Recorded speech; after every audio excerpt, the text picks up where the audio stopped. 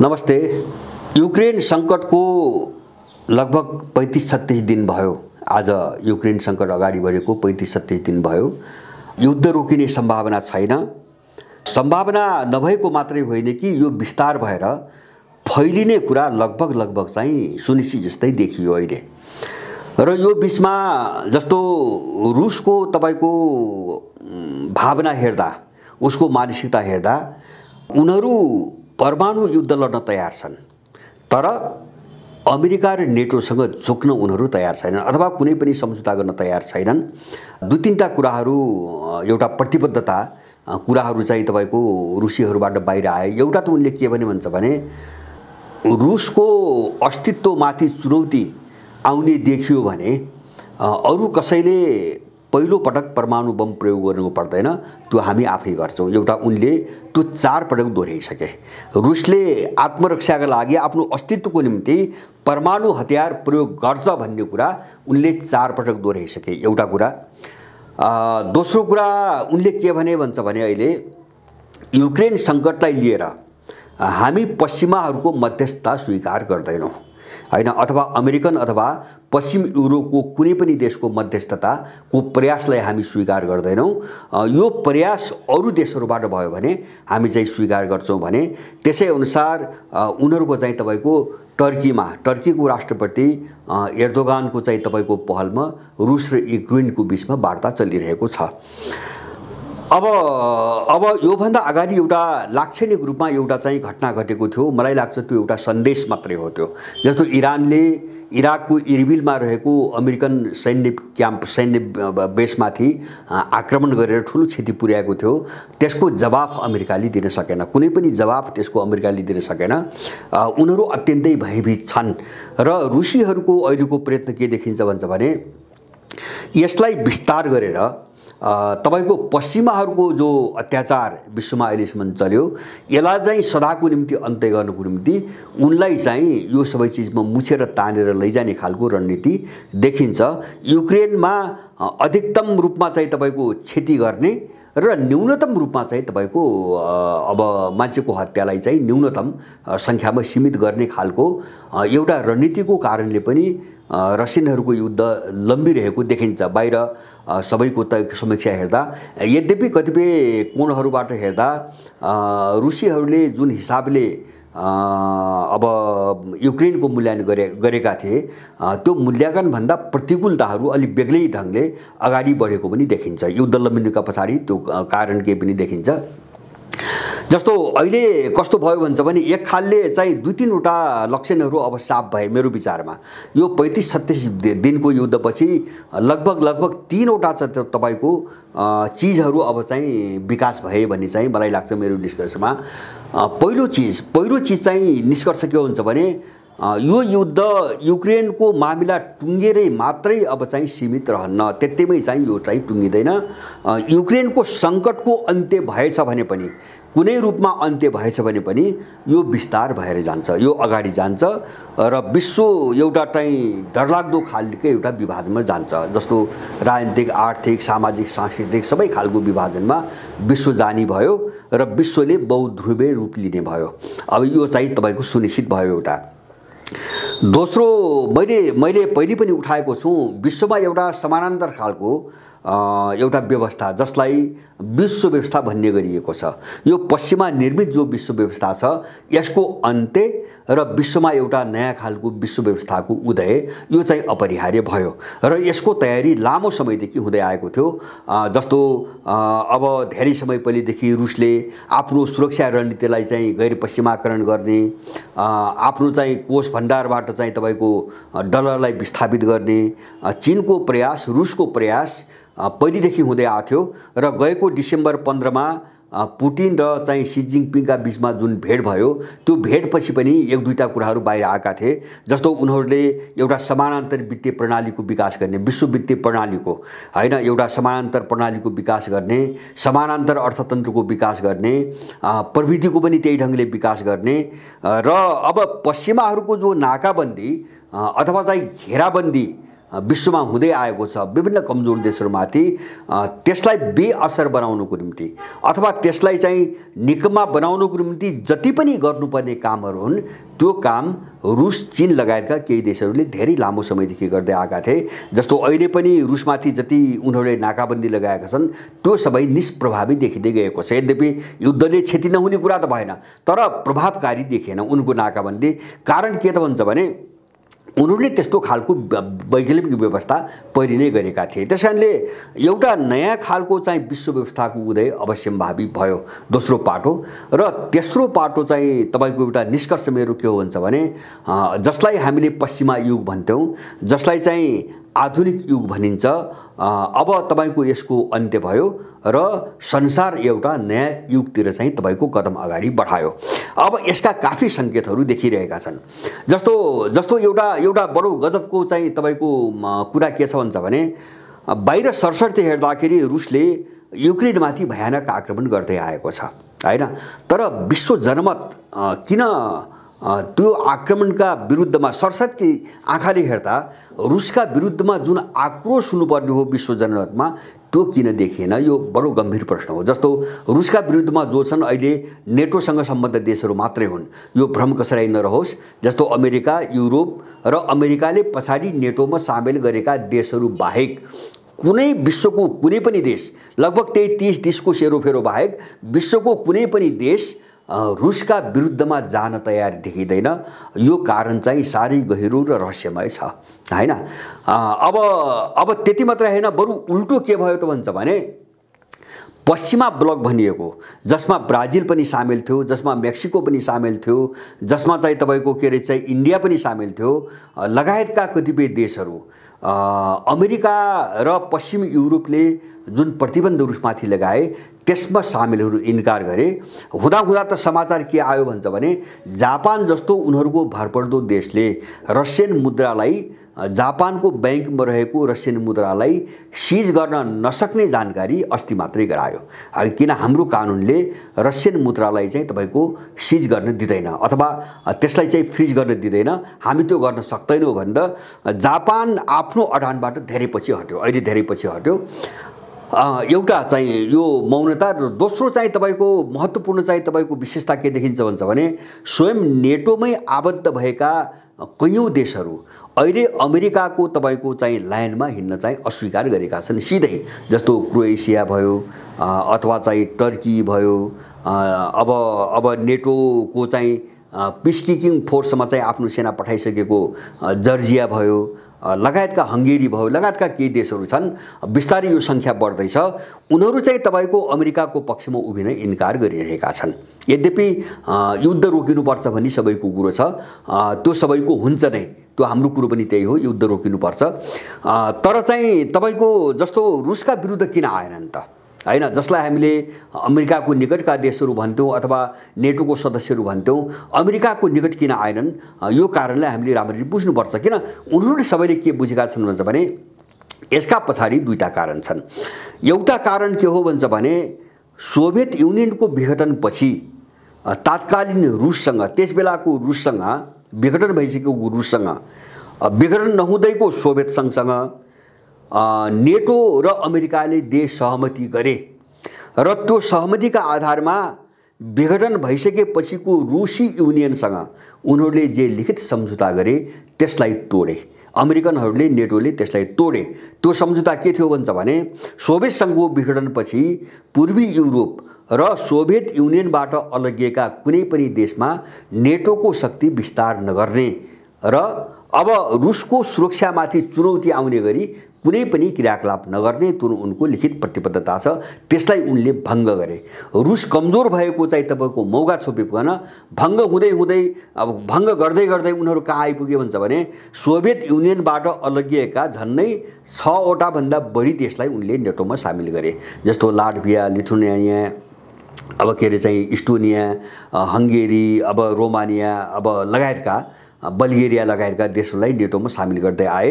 हुँदा उनी कहाँ पुगे भन्छ भने रुसको ढोकामै गए। जस्तो युक्रेनमा पुगे। उनले 2014 मा चाहिँ यसको वातावरण बनाउन एउटा सडकबाट एउटा कु गर्न लगाए। निर्वाचित राष्ट्रपति, त्यहाँ युक्रेनी जनताले चुनेको निर्वाचित राष्ट्रपतिलाई सडकबाट अवदस्त गर्न लगाए। अनि युक्रेनलाई के गरे त भन्छ भने नेटोमा सामेल हुनुको निम्ति संविधान संशोधन गर्न लगाए। 2019 मा संशोधन गर्न लगाए र त्यसको आडमा युक्रेनलाई नेटोमा सामेल गरेर रुसको सिमानामा गएर चाहिँ आफ्नो फौज राख्ने जब रणनीतिमा आए, त्यसपछि रुसले चुनौती दियो। चुनौती त पहिले दिँदै आएको थियो। रुसले यसलाई रोक्नुको निम्ति र संसारलाई मुठभेडबाट एउटा युद्धमा लैजाने जो पश्चिमाहरूको जो रणनीति छ, यसलाई रोक्नुको निम्ति उनले गएको डिसेम्बर 17 मा अमेरिका र नेटोको नाममा दुईवटा प्रस्ताव, सुरक्षा प्रस्ताव, सम्झौता प्रस्ताव एउटा तयार पारेर पठाए। त्यसलाई यिनीहरूले खिल्ली उडाए हैन। यो रुसीहरूको सपना, यो हुनै नसक्ने कुरा। अब नेटोमा को सामेल हुने को नहुने त्यो देशको इच्छा हो, नेटोको इच्छा हो, यो रुसले तय गर्न पाउँदैन आदि इत्यादि दुनियाँभरि कुराहरू गरे। र अब के देखियो त भन्छ भने अब युक्रेन नेटोमा सामेल हुन्छ। नेटोमा सामेल भइसकेपछि रुसले त्यही समस्या झेल्छ जो पहिले चेचेन विद्रोहको नाममा पश्चिमाहरूले रुसलाई एउटा समस्यामा पारिसकेका थिए। चेचेन विद्रोह 2 पटक गराए उनीहरूले। जर्जियालाई पनि युद्ध गराए, 2008 मा जर्जियालाई पनि युद्ध गराए। अब यो नीतितिर रुस जान्छ भन्ने कुरा सुनिश्चित भयो। किन भन्छ भने रुसको प्रस्ताव के थियो, सुरक्षा प्रस्ताव भन्छ भने अमेरिका, युरोप, पूर्वी युरोप, रसिया अथवा विश्वको अर्को कुनै पनि देश असुरक्षित नहुने गरी अथवा सबैको सुरक्षा ग्यारेन्टी हुने गरी एउटा सम्झौता गरौँ। त्यहाँ रुसको चाहिँ सुरक्षा कुकुर मात्रै थिएन, त्यहाँ चाहिँ अमेरिका कसरी सुरक्षित हुन सक्छ, जस्तो रुसले पनि के काम नगर्ने, पश्चिम युरोपले के नगर्ने, अमेरिकाले के नगर्ने, यो सबै बुदाहरू त्यहाँ थिए। यसलाई उनीहरूले मान्न स्वीकार गरे। किन पश्चिमाहरूको साम्राज्य भनेको यो कमजोरहरूको, निरपराध मान्छेहरूको, निमुखा मान्छेहरूको रगतमाथि चाहिँ तपाईँको खडा भएको साम्राज्य हो, अर्काको लुटमाथि उठेको साम्राज्य हो। त्यसैले उनीहरूले शान्ति, भाइचारा र एउटा सुरक्षित माहौल भन्ने कुरा उनलाई पच्दै पर्दैन। उनीहरू जसरी पनि युक्रेनलाई नेटोमा सामेल गरेर रुसका विरुद्ध चाहिँ तपाईँको अगाडि बढ्ने हठता देखाइसकेपछि रुसले चाहिँ तपाईँको हात हाल्यो। अन्तिम अवस्था आएपछि किन अब युक्रेन नेटोमा सामेल भइसकेपछि सिङ्गो नेटोसँग नै भिड्नुपर्ने भयो। अब रुस सिङ्गो नेटोसँग भिड्नुपर्ने भयो। अहिलेसम्म 30 वटा देश छन्, युक्रेन सम्बन्धी 31 हुन्थे। सबैसँग भिड्नुभन्दा अगाडि नै उसले युक्रेनलाई ठेगा लाउने रणनीतिमा पुगेको हो, अरू केही पनि होइन। एउटा यो चिज सबैले बुझेका छन्, अहिले संसारले यो कुरो बुझेको छ कारण के हो भन्ने कुरा। त्यो मात्रै होइन, जस्तो चाहिँ तपाईँको क्रिमियाको घटनापछि, क्रिमियालाई रुसमा गाइबिसकेपछि युक्रेनभित्र आन्तरिक युद्ध भयो। अनि त्यसै 2014 चाहिँ 15 मा मिन्स्क सम्झौता भयो। सम्झौतामा युक्रेनले आफै हस्ताक्षर गरेको छ, तर त्यसलाई अमेरिकाले पालना गर्न दिएन हैन। त्यो सम्झौता गराउने साक्षीको रूपमा तपाईको रुस पनि छ, जर्मनी पनि छ, फ्रान्स पनि छ। र सम्झौता युक्रेनी सत्ता र जो डोनबास क्षेत्रका तपाईको दुईटा अहिले चाहिँ गणराज्य रुसले मान्यता दियो, डोनेट्स्क र के अरे चाहिँ लुहान्स्क भन्ने, यिनीका बीचमा भएको सम्झौतालाई कार्यान्वयन गर्न चाहिँ तपाईको अमेरिकाले दिएन। त्यो युक्रेनकै हितमा थियो। त्यहाँ मात्रै कुरा के थियो भन्छ भने जस्तो पूर्वी युक्रेनमा युक्रेनी सत्ताले जुन अत्याचार गरिरहेको छ त्यसलाई रोक्ने र उनलाई अलिकति अधिकार सम्पन्न बनाउने कुरा मात्रै थियो, अरू केही पनि थिएन। त्यसलाई समेत अमेरिकाले चाहिँ कार्यान्वयन गर्न नदिइसकेपछि अब यो चाहिँ तपाईको सङ्कट अगाडि बढ्यो। र अहिले रुसीहरूको आक्रमणपछि अर्को नयाँ तथ्य के आयो भन्छ भने अमेरिकाले रुसलाई लक्षित गरेर युक्रेनमा दर्जनौं चाहिँ बायो ल्याबहरू सञ्चालन गरिरहेको तथ्यहरू सार्वजनिक भयो। अब रुसी मिडियाको आरोप मात्रै होइन, अहिले बेलायतको तपाईको एउटा चर्चित सायद सन्डे मेल हो भन्ने चाहिँ पत्रिकाले पनि तपाईको सबै विवरण बाहिर सार्वजनिक गर्यो।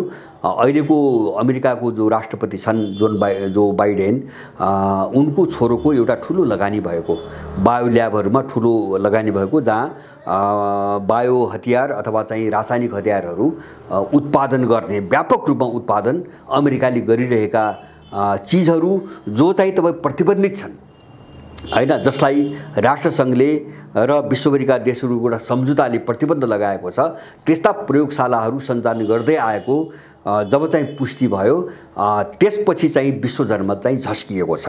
केबाट झस्किएको छ भन्छ भने युक्रेन सङ्कट अमेरिकाले रुसलाई समाप्त पार्नुको निम्ति जुन रणनीति अगाडि बढायो त्यसको नतिजा हो भन्ने कुरामा चाहिँ विश्व जनमत लगभग चाहिँ एक ढिक्का छैन। एक ढिक्का यो सबै देखिसकेपछि एउटा त पहिले भएका सम्झौताहरूको उल्लङ्घन एउटा पाटो र दोस्रो चाहिँ तपाईँको रुसको सिमानामा गएर यत्रो रासायनिक हतियार जैविक हतियार उत्पादन गर्ने प्रयोगशालाहरू सञ्चालन गर्ने भनेको त्यो एउटा खतरनाक चाहिँ तपाईँको एउटा मिसन अन्तर्गत रुसलाई समाप्त पार्नुको निम्ति अमेरिका कसरी अगाडि बढिरहेको रहेछ भन्ने कुरा देखाइरहेछ। अब त्यसकारणले विश्व जनमत यसप्रति उदासीन भयो हैन। अहिले रुसप्रति उदासीन, उसको आक्रमणप्रति तपाईँको उदासीन भयो र अब अहिले अमेरिकनहरू यस्तो रक्षात्मक ठाउँमा पुगिसकेका छन् कि एउटा अमेरिकनहरूमा एकदम विक्षिप्तता एकदम बढेको देखिन्छ अहिले। जस्तो त्यो आक्रोश उनीहरू केही गर्न सक्ने हालतमा छैनन्। जस्तो उनीहरूमा ठुलो विभाजन आयो, मलाई लाग्छ रुससँग नेटोमा आबद्ध भएका कुनै पनि देशहरूको युद्ध भयो भने त्यहाँ चाहिँ अब एउटै मथुनी सम्भावनाको अन्त्य भइसकेको छ। अब त्यो अमेरिकाले बुझ्यो र ऊ यति विक्षिप्त पनि छ, रक्षात्मक पनि छ हैन। आक्रोश चाहिँ तपाईँको ठेक्नै नसक्ने पनि छ उसको मानसिकता, किन हारको कारणले।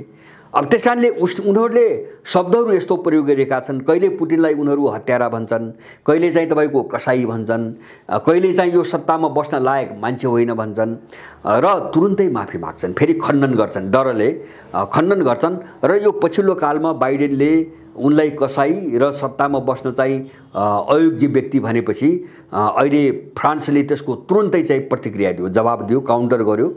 जर्मनीले पनि काउन्टर गर्यो, किन उनलाई डर के छ भन्छ भने अब पुटिनसँग भिडन्त हुनसक्छ। जस्तो अमेरिकाको काम त अहिले के भन्छ भने उत्तेजनात्मक कुराहरू गरेर कसरी चाहिँ युद्धलाई तन्काउने भन्ने रणनीति उनीहरूको छ। पुटिनलाई अझ बढी चाहिँ उद्वेलित बनाएर, अझ बढी चाहिँ तपाईँको के अरे इमोसनमा ल्याएर, अझ बढी आक्रोशित बनाएर कसरी चाहिँ अरू देशलाई पनि फसाउने। जस्तो अमेरिकनहरूको ठुलो जोड अहिले कहाँ छ भन्छ भने युरोपियनहरूलाई रुससँग फसाइदिनेछ। जस्तो पोल्यान्डमा उनको ध्यान केन्द्रित छ, यतातिर हङ्गेरी रोमानियातिर उनको ध्यान केन्द्रित छ, उनको ध्यान जर्मनीभित्र केन्द्रित छ अहिले होइन। कसरी युरोपमा फसाइदिन पाइयो भने आफू जो अलग थलग हुँदै गएको छ यसबाट पनि एउटा बच्न सकिने भयो। दोस्रो चाहिँ तपाईँको रुसको विरुद्धको नाममा सिङ्गो युरोपका देशहरूलाई फेरि आफ्नो मुठीमा कन्ट्रोल गर्न सकिने भयो। यो रणनीति उसले खेलिरहेको छ र युक्रेनमा चाहिँ तपाईँको युद्ध सुरु भएदेखि आजका दिनसम्म अमेरिकाले त्यो युद्ध रोक्नुको निम्ति न त एउटा पहल गर्यो, न एउटा अपिल गर्यो, न एउटा चाहिँ तपाईँको त्यस खालको एउटा व्यवहार देखायो। मध्यस्थताको निम्ति पनि उसले कुरा गर्न सकेन। उसको निरन्तर उसको प्रयत्न के छ भन्छ भने हामी हतियार दिन्छौँ, हामी पैसा दिन्छौँ, रुससँग नझुक लड। आजका दिनसम्म उसले त्यही गर्दा आछ। किन यो नगरिकन अब म बाँच्दैन भन्ने कुरा त्यो एउटा निष्कर्षमा अमेरिकनहरू पुगिसकेका छन्। त्यसकारणले मेरो आफ्नो चाहिँ तपाईँको बुझाइमा युरोप र अमेरिका, जसलाई नेटो संक्षिप्तमा नेटो समूह भनिन्छ, यसले घोषित त होइन तर आत्मसमर्पण गरिसकेको छ हैन। अघोषित रूपमा आत्मसमर्पण गरिएको छ। यो पंक्तिमा ठुलो फुट आइरहेको छ र यो पछिल्लो कालमा युरोपको डरलाग्दो चाहिँ एउटा चुनौती के आयो भन्छ भने रुसले रुबल बाहेक अरू कुनै पनि मुद्रामा अब ग्यास सप्लाई नगर्ने भनी जब निर्णय गर्यो अस्ति 3 दिन अगाडि, युरोपमा ठुलो हाहाकार उत्पन्न भएको छ। किन भन्छ भने युरोपको 40% ऊर्जा को स्रोत भनेको रसियन ग्यास हो। रुसबाट जाने ग्यासले सिङ्गो पश्चिमी युरोपको 40% ऊर्जा चाहिँ आपूर्ति गर्छ। अब त्यो रुबलमा दिने बित्तिकै डलर धराशायी हुने भयो। अब चीन र रुसको रणनीति त्यही छ, डलर बजारबाट विस्थापित हुने भयो। अब नगर्ने रुसमा चाहिँ ग्यास बन्द हुने भयो, रुसमा हाहाकार सुरु हुने भयो। एक खालको डरलाग्दो सङ्कटमा उनीहरू फसिसके र यसको कारण अमेरिका हो भन्ने पनि उनलाई थाहा छ, नबोलेको मात्रै हो। किन युक्रेनलाई उगासेर यहाँसम्म ल्याएर बल्झाउँदै कसरी चाहिँ युरोपियनलाई पनि यसमा चाहिँ तपाईँको जेल्ने, यो सबै खेल खेल्ने अमेरिका हो भन्ने पनि उनलाई थाहा छ। र उनले हिजो मात्रै एउटा रिपोर्ट बाहिर आएको छ, यदि अब रुससँग चाहिँ तपाईँको ग्यासको व्यापार बन्द भयो भने अब त्यसको चाहिँ तपाईँको अभाव पूर्ति कसरी हुन्छ त भन्दाखेरि त्यो कम्तीमा 5 वर्ष, न्यूनतम 5 वर्ष लाग्ने खालको 5 वर्ष लाग्ने निष्कर्ष उनीहरूले निकाले र हामीले यो ऊर्जा चाहिँ तपाईको आपूर्ति माने विकल्प तयार पार्नुको निम्ति कम्तीमा पनि हामीलाई 5 वर्ष लाग्छ भनेर उनीहरूले चाहिँ एउटा निष्कर्ष निकाले, एउटा वक्तव्य हिजो मात्रै बाहिर ल्याएका छन् र युरोप एउटा ठुलो सङ्कटमा फसेको छ।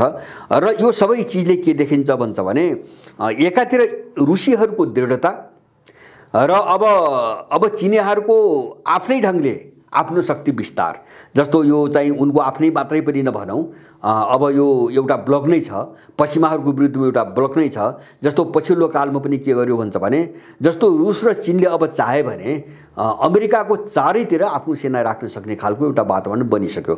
जस्तो निकारागुआ, होन्डुरस अथवा चाहिँ तपाईको पनामा भयो अथवा मेक्सिको नै पनि भयो।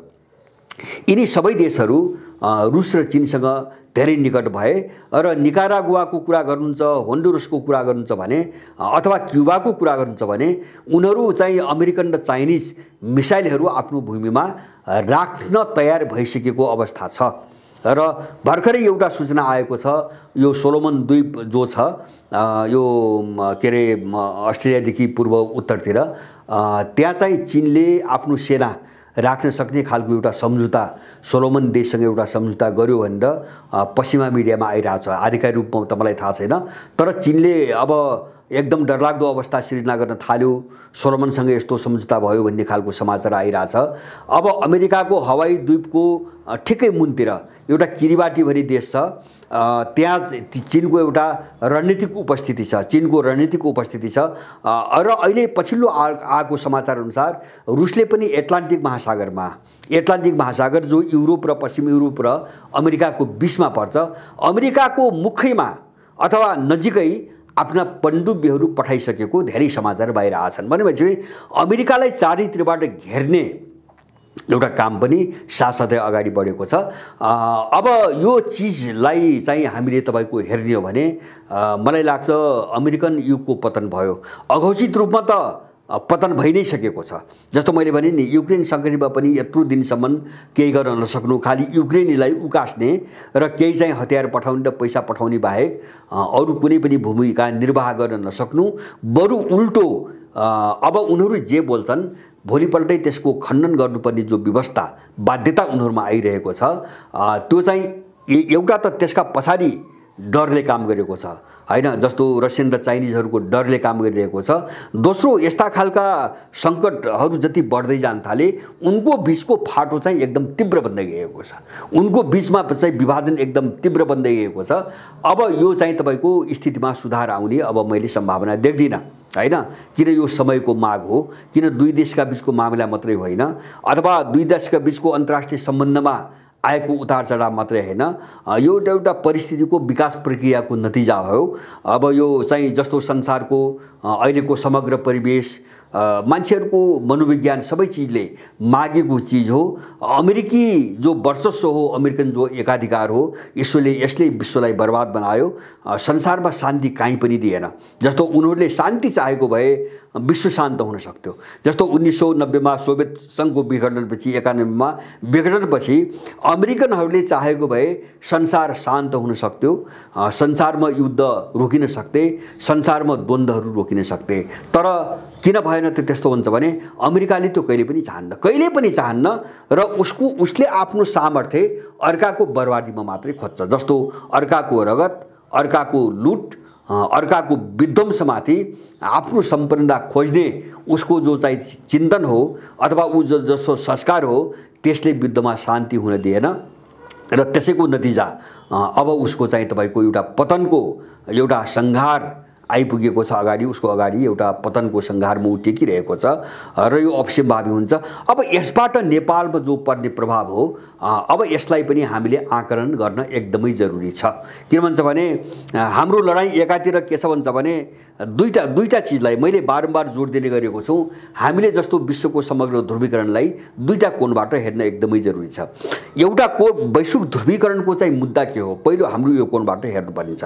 यो कोणबाट के हो भन्छ भने यो अहिलेको लडाई पश्चिम र पूर्वको लडाईँ हो हैन, अथवा विश्वको पावर सेन्टर कसको हातमा रहने अथवा विश्वको शक्ति सन्तुलन कसको पक्षमा तपाईको ढल्ने भन्ने लडाईँ हो। यो लडाईँमा बजार जोडिएको छ, यो लडाईँमा राजनीतिक शक्ति जोडिएको छ, यो लडाईँमा सभ्यता पनि जोडिएको छ। त्यसकारणले यो लडाईँ पूर्व र पश्चिमका बीचको लडाईँ हो।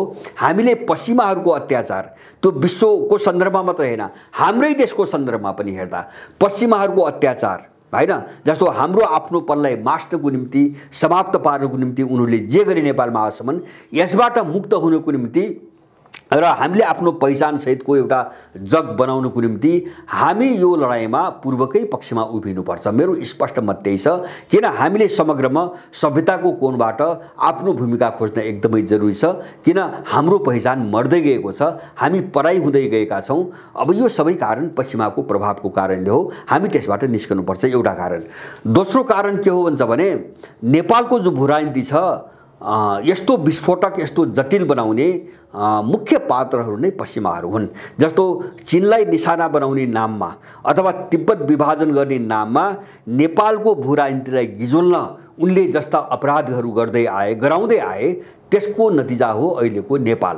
जस्तो उनले चाहिँ अर्थतन्त्र सारा बेच्न लगाएर नेपाललाई नाङ्गो बनाइदिए, दरिद्र बनाइदिए, भिखमङ्गा देश बनाइदिए हैन, आफूप्रति निर्भर देश बनाइदिए, एउटा कुरा। दोस्रो कुरा, उनले दार्चुङका हत्याकाण्ड गराए, उनले दरबार हत्याकाण्ड गराए, उनले माओवादी युद्ध गराए र 12 बुद्धे समझदारीको नाममा 62-63 पछि उनले नेपालमा एउटा ठूलो साम्प्रदायिक दंगा गराउने रणनीतिबाट अगाडि बढे ताकि नेपाललाई विखण्डन गर्न सकियोस्, नेपालको इतिहास मास्न सकियोस्, नेपालको सामाजिक सम्बन्ध भत्काउन सकियोस्, नेपालको सभ्यतालाई चाहिँ तपाईको समाप्त पार्न सकियोस्। यो धेरै रणनीति अपनाए र अब त्यो रणनीति अन्तर्गत चाहिँ तपाईको 12 बुद्धेमा टेकेर आउने जति पनि अपराधी छन् यहाँ भित्रका, यिनले कहाँ आक्रमण गरे उनको मिसनमा भन्ने कुरा सबै हामीले बुझेका छौं। जस्तो इतिहासमाथि आक्रमण भयो, धर्म संस्कृतिमाथि आक्रमण भयो, सभ्यतामाथि आक्रमण भयो, देशको नाम फेर्ने प्रस्तावहरू आए, झण्डा बदल्ने प्रस्तावहरू आए, अब समुदायका बीचमा द्वन्द्व बनाउने खेलहरू सारा खेलहरू भए, अनि महिला र पुरुष बीचको चाहिँ तपाईको ठूलो अन्तर्विरोध पैदा गरेर समाज भाड्ने प्रयत्नहरू भए, अहिले पनि भइरहेका छन्। त यो सबै जो खेल हो यसमा चाहिँ मूल रूपमा पश्चिमाहरूको संलग्नता छ, रणनीति उनको हो, उनीहरूले इन्डियालाई प्रयोग गरेका हुन्। र चीन विरोधी एउटा चाहिँ जो ग्रन्थि छ इन्डियनहरूको, हीन ग्रन्थि छ नि, त्यो हीन ग्रन्थिको कारणले इन्डियनहरू चीनको रिसले पश्चिमाहरूको यो रणनीतिको मतियार भएर आएका हुन्। यो चीज हामीले बुझ्नुपर्छ। त्यसैले गर्दाखेरि यो वैश्विक लडाईँमा जो चाहिँ पूर्व र पश्चिमको भने मैले यो लडाईँमा यो पश्चिमा शक्तिहरू हाम्रो देशको भूराजनीति गिजोल्ने र नेपाललाई यो संकटमा धकेल्ने मुख्य पात्रहरू हुन्। त्यो कारणले पनि यो ध्रुवीकरणमा हामी उनीहरूप्रति सदाशय बन्न हुँदैन, बन्न सक्दैनौँ। उनीहरूप्रति सदाशयता देखाउनु भनेको देश मार्नु हो। उनले जस्तो नेपाललाई बनाइरहेछन् नि, यो देश मार्नु हो, देशको अस्तित्वमाथि धावा बोल्नु हो। त्यसैले गर्दाखेरि हामी लडाईँको सार कहाँ छ हामीले हेर्ने यति हो हैन। बाहिर रूपमा सानातिना कुरा के देखिन्छन्, हामी त्यहाँ नजाऊ, त्यहाँ नराम्रै चिज पनि हुन्छ। जस्तो युक्रेनी जनता मर्नु राम्रो चिज होइन हैन, रुसले आक्रमण गर्नुलाई पनि हामी राम्रो भन्नु हुँदैन हैन। तर त्यो नराम्रा पाटाहरू भित्रको मूल पाटो के हो हामीले त्यो हेर्न सकेनौँ भने हामी चाहिँ अंश अंशमा फस्छौँ। एक-एकवटा चाहिँ तपाईको मुद्दालाई स्वतन्त्र ढंगले हेर्न ठाल्यौँ भने हामी चाहिँ एउटा घटनामा एउटा दृष्टिकोण बनाउँछौँ र अब त्यहीसँग जोडेको अर्को घटनामा हामी अर्को दृष्टिकोण बनाउँछौँ। त्यसकारणले गर्दाखेरि सारमा यो एउटा गहिरो लडाईँ हो, यो चाहिँ सभ्यताको लडाईँ हो, यो पूर्व र पश्चिमको लडाईँ हो। यो हाम्रो देशको जो एउटा युगीन समस्या छ नि, सुगौली सन्धि पछिको यो वैदेशिक गुलामीको जो समस्या छ, यसबाट चाहिँ बाहिर निस्कन को निम्ति हामी जो प्रयत्न गरिरहेका छौं यससँग जोडिएको समस्या हो। हामी यो धारणामा स्पष्ट हुनुपर्छ र कतिपय दलालहरू, सीआईले पालेका अथवा रले पालेका कतिपय दलालहरू, एजेन्टहरू यहाँ चाहिँ तपाईको बडो चाहिँ मान्छेको चाहिँ भावना भड्काएर खेल्न र अमेरिकनहरूलाई बलियो बनाउन खोजिरहेका छन्। हामीले बुझ्नुपर्छ। जस्तो युक्रेनमा मान्छे मरे, शरणार्थीहरू त्यत्रो भए, रुसले चाहिँ बर्बर जर्जर बनायो आदि इत्यादि हो।